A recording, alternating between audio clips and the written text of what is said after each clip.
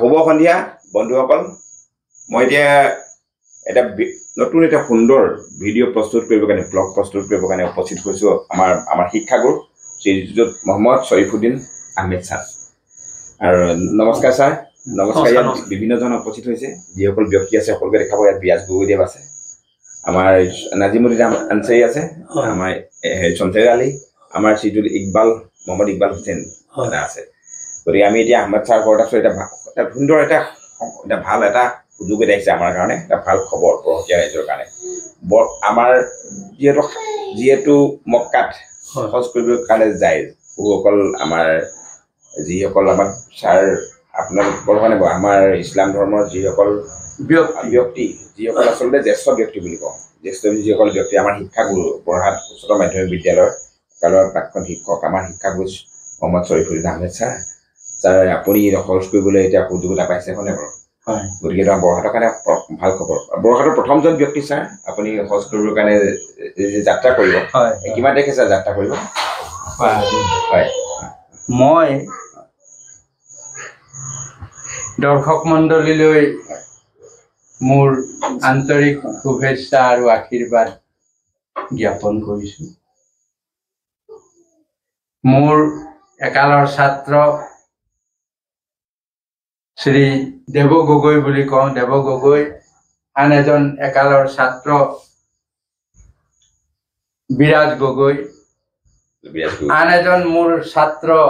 নাজিমুদ্দিন আনসাৰী শমশেৰ আলী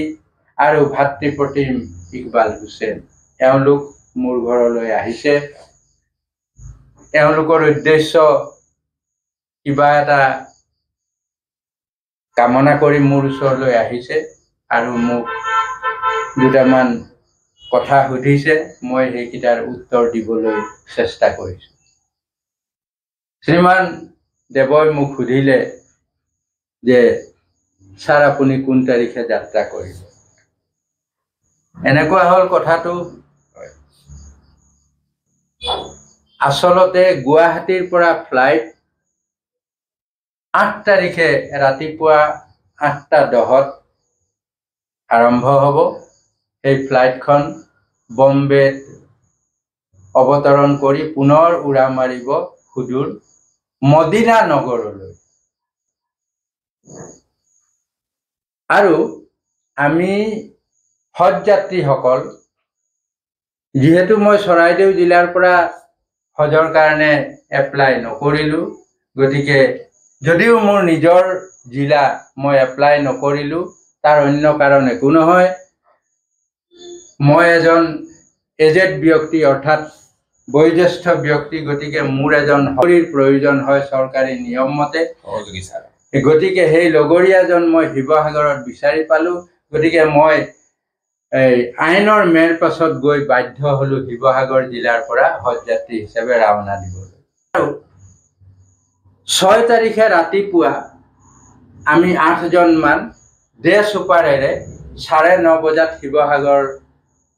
নগৰৰ পৰা যাত্ৰা আৰম্ভ কৰিম সুদূৰ গুৱাহাটীলৈ আৰু তাত 6 তাৰিখে গধূলি গৈ পাম 6 তাৰিখে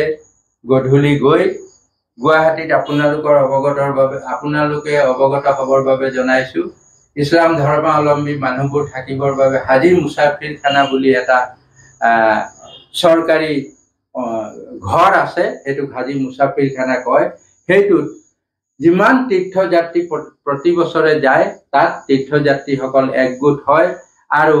আমাৰ অসম চৰকাৰৰ বিষয়ববীয়াসকলেও তাৰ পৰা হজযাত্ৰীসকলক বিদায় সম্ভাষণ জনায় গতিকে তাক মুছাফিৰখানা বুলি কয় সেই মুছাফিৰখানাতে আমাক পাছপোৰ্টখন দিব অৰ্থাৎ আমাৰ যিখন পাছপোৰ্ট সেইখন তেওঁলোকে জমা ৰাখিছে গভৰ্ণমেণ্ট অফ আছামে সেইখন সেইদিনা দিব আৰু ভিজা যিটো কয় সেইটোও দিব আৰু লগত হাতত পিন্ধিবৰ বাবে যিহেতু মই অসমৰ বাবে ইয়াত এটা চিম্বল থাকিব এটা বেজ থাকিব গাত সেইখিনি হৈ মই অসমৰ হজ যাত্ৰী 8 তাৰিখে ৰাতিপুৱা আমি মুম্বাইলৈ গুৱাহাটীৰ পৰা মুম্বাইৰ পৰা মদিনাৰ পৰাহে আমাক মক্কালৈ আনিব দুটা নিয়ম আছে কিছুমানক প্ৰথম মক্কালৈ নিয়ে কিছুমানক প্ৰথম মদিনালৈ দিয়ে আমি যিকেইজন যাম আমাৰ ভাগ্যত প্ৰথম মদিনা পৰিল সেইখনো এটুকুৰা তীৰ্থস্থান তাত আমাৰ যিজন ধৰ্মগুৰু আছিলে হযৰত মুহাম্মদ সাল্লাল্লাহু আলাইহি ওয়াসাল্লাম তেখেতৰ সমাধি আছে আৰু তেখেতৰ অনুগামী কেইজনমান ব্যক্তি আছে সেইকেইজন মই চমুকৈ ক'বলৈ হ'লে তাত 4জন ব্যক্তি আছে সেইকেইজনৰ সমাধি ক্ষেত্ৰবোৰ আমি আমাৰ আৰবী ভাষাত জিয়াৰত বুলি কয় সেই সমাধি স্থানসমূহ জিয়াৰত কৰিব লাগিব আৰু তাত মছজিদে নবমী বুলি এটা মছজিদ আছে সেই মছজিদটোত আমি 40 ওয়াক্ত বুলি কয় অৰ্থাৎ 40টা সময় তাত আমি নামাজ আদায় কৰিব লাগিব হেতু আমাৰ ধৰ্মগুৰুৱেও আদায় কৰিছিলে হজৰ আগে গতিকে আমি মানুহবোৰৰ বাবে হেতু ৰিজিড হৈ পৰিল যে প্ৰথম তাত গৈ এই নামাজখিনি আদায় কৰিব লাগে তাৰ পিছত আমি মক্কালৈ তাত 8 দিন থকাৰ পিছত 40 ওয়াক্ত মানে 8 × 5 = 40 5 সন্ধ্যা আমাৰ নামাজ হয় 8 × 5 = 40 সেই গতিকে এইখিনি কৰি আমি মক্কালৈ আমাক আকৌ বাই বাছ মক্কালৈ আনিব তাৰ পিছত মক্কাৰ যিখিনি ধৰ্মীয় কাম হজৰ কাম সেইখিনি আৰম্ভ হ'ব এতিয়া স্যাৰ আপুনি এটা দীঘলীয়া যাত্ৰা হ'ব হয় দীঘলীয়া যাত্ৰা পবিত্ৰ স্থানলৈ যাত্ৰা হয় মই এটা কথা আপোনাক সুধিব বিচাৰিছোঁ প্ৰশ্ন হয় আপুনি হজ মানে প্ৰকৃততে কি স্যাৰ আচ্ছা বৰ ভাল প্ৰশ্ন এটা শ্ৰীমান দেৱই কৰিছে হজ শব্দটো আৰবী শব্দ হজ মানে কাৰোবাক দেখা কৰা স্যাৰ এটা কথা জানিব বিচাৰোঁ এতিয়া হজ কৰিবৰ কাৰণে এটা বয়সৰ কিবা এটা সীমা থাকে নেকি হজ কৰিবৰ বাবে কোনো বয়সৰ সীমা নাই আমাৰ আপোনাৰ একালৰ ছাত্ৰ আমাৰ জ্যেষ্ঠ এতিয়া বিৰাজ গগৈ উপস্থিত আছে বিৰাজ গগৈ আপোনাক আপোনাক আলোচনা কৰিব বিচাৰিছে ঠিক আছে সৰ্বপ্ৰথমে হেমন্ত ছাৰ আপুনি ইমান মহান উদ্দেশ্যলৈ ওলাইছে তাৰ বাবে আমিনো ফিৰিম আপোনাৰ শ্ৰেণী শিক্ষাগুৰু হিচাপে আপুনি যিখিনি দিলে আমি ঘূৰাই দিব নোৱাৰোঁ তথাপিও ধৰক এইটো পৰম্পৰা শিক্ষকে ছাত্ৰক শিকায় আমি যদি পাৰোঁ আপোনাৰ সেই পটকে পূৰ্ণাংশ হিচাপে গ্ৰহণ কৰি 10জনক যি পাৰোঁ শিকাবলৈ যত্ন কৰিছোঁ আশীৰ্বাদ আপুনি দিব আপোনালৈ আমাৰ খুব অন্তৰ অভিনন্দন আৰু শুভেচ্ছা আছে আপুনি সকলোৰে সুস্বাস্থ্য ঘূৰি আহিব লগতে ছাৰ মই যদি ক'ৰবাত ভুল হৈছে নাজানো আপোনালোকৰ পৰম্পৰা মতে যিখন বস্ত্ৰ পিন্ধে অসুবিধা নহ'লে এইখনো আপুনি ব্যৱহাৰ কৰিব বুলি ভাবিছোঁ হজৰ সময়খিনি ধন্যবাদ ধন্যবাদ ধন্যবাদ লগতে মোৰ এইটো লগতে ছাৰ তাৰ লগতে যেতিয়া বিৰাজ গগৈ সম্বৰ্ধনা জনালে আমাৰ অসমীয়াৰ যিটো এটা সম্পদ মানে যিটো চেলেং চাদৰ তাৰ এইটো সময়ত আপোনাক চেলেং চাদৰ ইয়াতকৈ আৰু মূল্যৱান নাই বুলি কৈছে হয় নাই বিৰাজ গগৈ আমাৰ যি বাপতি সাহোন আমাৰ বিহু সংস্কৃতিৰ লগতে অসমীয়া সংস্কৃতিৰ গামোচাখন তেখেতে আপোনালোকক গতিকে মই আপোনাক এখন চেলেং চাদৰে আপোনাক ছাৰ সন্মান শিক্ষাগুৰু কথা ছাৰ হ'ব দিনৰ মানে আমি অপেক্ষাত থাকিম ছাৰ আৰু দুটা কথা মই আপোনাক আপোনাৰ পৰা জানিবলৈ বিচাৰিছোঁ ধৰক ধৰ্ম মোৰ এজন খুব ভাল মুছলিম বন্ধুৱে কৈছে নিজৰ চাৰিবেৰৰ ভিতৰতে বাহিৰত আমি মানৱ জাতি হিচাপে জীয়াই থাকিব লাগিব গতিকে আমাৰ ছাৰ উদ্দেশ্য চাগে সকলোৱে সেইটোৱে হ'ব লাগিব মানে তেওঁৰ উদ্দেশ্যটো এই ধৰণে কৈছিলে তেওঁ আপোনাৰ অকণমান চিনাকি মানুহে এই আমিনুল হক নে হুছেইন থাকে যে সোণাৰী ইনামুল হুছেইন মোৰ খুব ভাল বন্ধু তেওঁ আছে ধৰ্ম সদায় চাৰিবেৰৰ ভিতৰত যাক যি প্ৰাৰ্থনা কৰে তেওঁ অন্তৰৰ পৰা কৰিলে তাতেই সকলোখিনি পোৱা যায় মোৰ কথা হ'ল আপোনাৰ তথাপিও ছাৰ যিটো আপুনি লগতে যে ক'লে হজ কাৰোবাক লগ পোৱাৰ আশা সেই আশাটো প্ৰত্যেকৰে থাকে সকলো মানুহে থাকে আমিতো ছাৰ কোনেও ভগৱানক দেখা নাই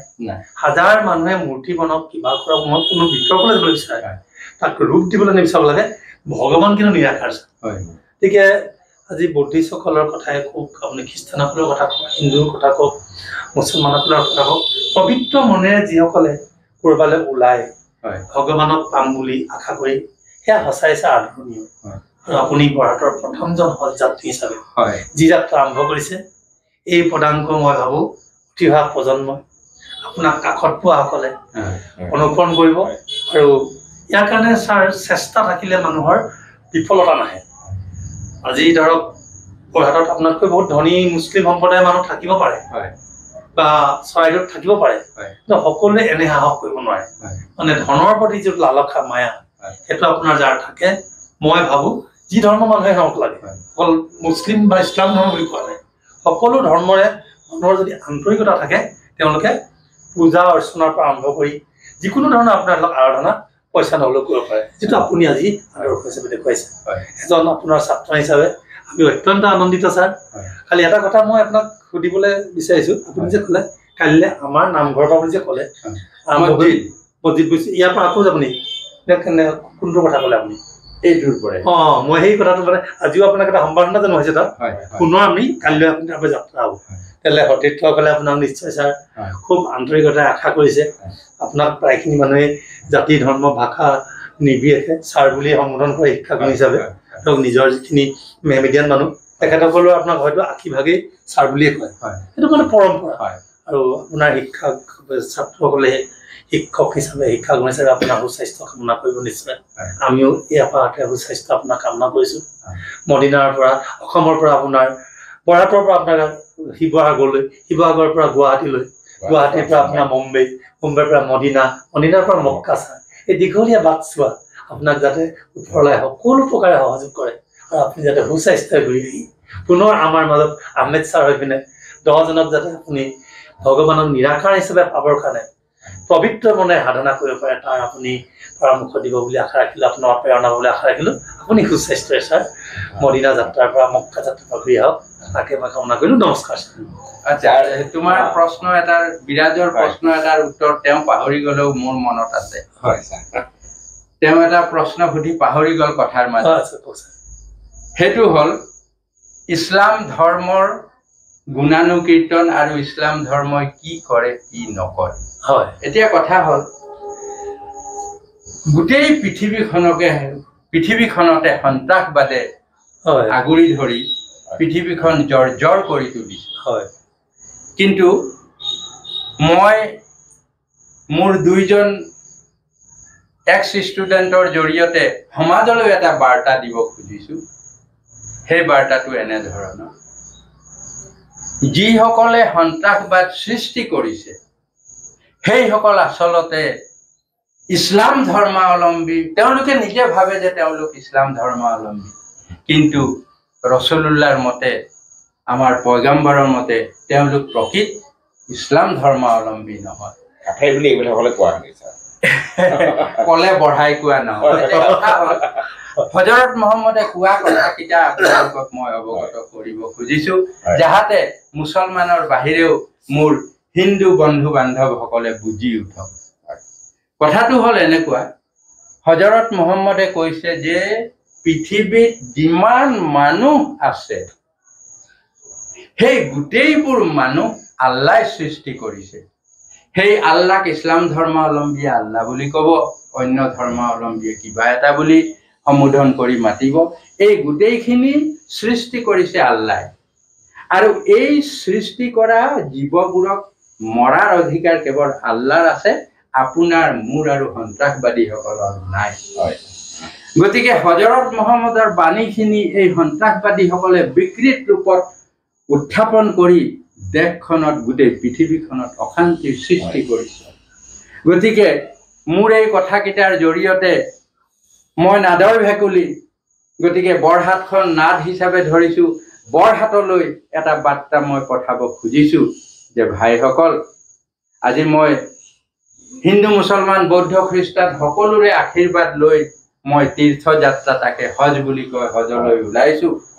আমাৰ মাজত যাহাতে সদায় ভাতৃত্ব বোধটো থাকে। ৰসুলুল্লাহে কৈছিলে যে সকলো মানুহকে তুমি মৰম কৰিবা,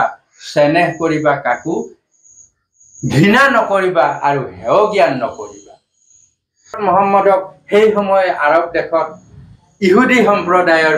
মানুহ বেছি বাস কৰিছিলে। সেই ইহুদী বুঢ়ী এজনীয়ে হজৰত মহম্মদ অহা যোৱা পথত কাঁইট পেলাই দিছিলে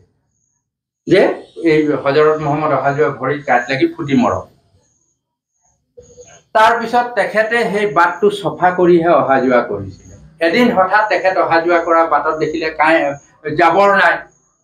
তাই আৰে আজি কেলে জাবৰ নাই কি হ'ল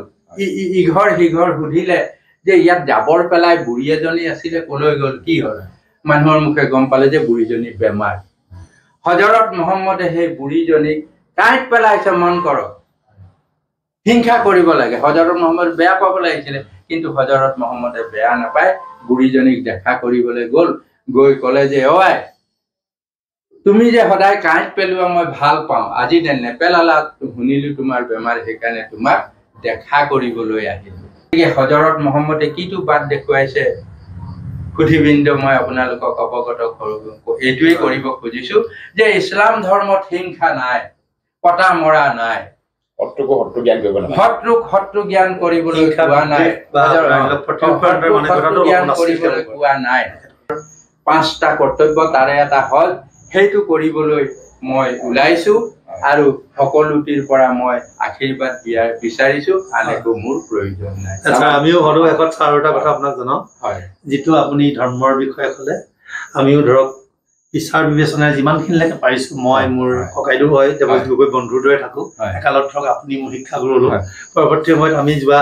আপোনাৰ বৰ্ষৰ পিছত অত্যন্ত বন্ধুসুলভভাৱে যদি কথা পাতো আপোনাৰ লগতে পাতো আৰু বনিয়া ছাৰৰ লগত বয়সৰ বহু ব্যৱধান থাকিলেও বন্ধুত্বৰ লগত সম্পৰ্ক নহয় এটা বয়সত ছাত্ৰবোৰ বন্ধু হৈ যায় সেইখিনিতে মই আপোনাক সেইকাৰণে ক'ব বিচাৰিছো আমিও অলপ সংস্কাৰমুখী মানুহ ধৰক আমাক মানুহে কি কয় আমি এইটো কেতিয়াও ভবা নাই আৰু মোৰ ব্যক্তিগতভাৱেও বিভিন্ন সময়ত আপুনি দেখিছে আপোনালোকৰ যিখিনি মেমিডিয়ান মানুহ আজি মোক আনচাৰী ডাঙৰীয়াই মছজিদলৈকে মাতিছিলে মই তথাপিও কথাটো ভাবিলো যে এতিয়া গোটেই দেশত ডাঙৰ হুলস্থুল চলি আছে মই তালৈ যদি গুচি যাওঁ ইছ্যু হৈ যাব মই তালৈ নাযাওঁ বোলো মই ছাৰৰ ঘৰতে লগ কৰিম আমি বহল উদাৰ মনৰ মানুহ আপোনাৰ লগত মিলিছে ধৰ্ম আপুনি কোৱাৰ একো নহয় এটা মাত্ৰ আপোনাৰ শুভ বাসনা আপোনাৰ সেই ভাৱটো জাগিছে হাজাৰজনৰ জাগক আৰু আপোনাৰ এই অনুকৰণ আপোনাৰ এই কৰ্ম সফল হ'ব ছাৰ আন্তৰিক শুভেচ্ছা থাকিল ছাৰ ধন্যবাদ ছাৰ আমাৰ ফালৰ পৰা এইটো আপোনাৰ শুভেচ্ছা আছে ঠিক আছে আপুনি প্ৰথমজন বৰহাটৰ সজ্জাত গতিকে আমাৰ বিশেষকৈ আপুনি শিক্ষাগুৰু ছাৰ শিক্ষাগুৰু মানে গতিকে আপুনি সুস্বাস্থ্যৰে গৈ সুস্বাস্থ্য কৰি অহাটো গতিকে আমি কামনা কৰোঁ প্ৰাৰ্থনা কৰোঁ তাৰ পৰা যিখিনি জ্ঞান আপুনি লৈ আহিব সেই জ্ঞানৰ বাৰ্তা আমালৈ আনিব গতিকে আমি পুনৰ আপোনাৰ জ্ঞানেৰে আলোকিত হ'ম বুলি আজিয়ে কথা দিলো যিটো ধৰক আপোনাক ঘূৰি আহিব সেইদিনাখনো নিশ্চয় বহাত আপোনাৰ অডিট কমিটি আপোনাক সম্ভাষণ জনাব আগুৱাই আনিব আমি নিশ্চয় দেৱজিৎ গগৈ মই যদি ভগৱানে ৰাখে আল্লাই যদি ৰাখে আমি নিশ্চয় থাকিম মই পুনৰ মেছেজ দিব বিচাৰো আহমেদ ছাৰ শৰীফুদ্দিন আহমেদ ছাৰ হাজি হৈ আহিব হজ কৰি আহিব এটা গৌৰৱোজ্জ্বল মুহূৰ্ত হ'ব আমাৰ কাৰণে বৰহাটৰ কাৰণে চৰাইদেউ জিলাৰ কাৰণে গতিকে এই অঞ্চলটোৰ কাৰণে আমাৰ কাৰণে বিশেষকৈ প্ৰাক্তন ছাত্ৰ হিচাপে গতিকে আমি তেখেতৰ ছাত্ৰ গতিকে তেখেতৰ এটা ভাল কাম হ'লে তেখেতৰ সফলতা লাভ কৰিলে আমি আটাইতকৈ গৌৰৱৰ পাত্ৰ হয় নাই আমি গৌৰৱান্বিত হ'ম গতিকে আপুনি ছাৰ হজ কৰাৰ পিছত আমি পুনৰ এটা এনেকুৱা অনুষ্ঠান এটা কৰিম খালি ঘূৰি অহা দিনটো আমাক যাতে কমিটিৰ মানুহখিনিয়ে জনায় আমাৰ আনচাৰিলে এইটো দাবী হকে জনায় আনচাৰিলেতো ভাতৃ প্ৰতীক জোনাব ডাঙৰ আমাৰ এইটো দাবী আমাক জনাব লাগিব আমি এতিয়া 6 জন আছো এতিয়া ৰাইজৰ মাজত হয় ভাল লাগিব অতি আনন্দদায়ক মুহূৰ্ত হ'ব আমাৰ কাৰণে ধন্যবাদ বৰহাটৰ কাৰণে এটা গৌৰৱোজ্জ্বল হ'ব গতিকে সেইটো লৈ আমি ছাৰ অপেক্ষাৰত পুনৰ আপোনাৰ ছাৰ শুভেচ্ছা দিছোঁ ভগৱানে আল্লাই আপোনাক শক্তি দিয়ক মানে সুন্দৰ যাত্ৰা হওক তাকে কামনা কৰিম গতিকে ভিডিঅ'টো আমি ইমানতে সামৰিছোঁ ধন্যবাদ আৰু ভিডিঅ'টো এটা কথা কৈছোঁ যে যিসকলে চাই একেলগে ভাল পালে লাইক কৰিব গতিকে কমেণ্টছ কৰিব শ্বেয়াৰ কৰিব ধন্যবাদ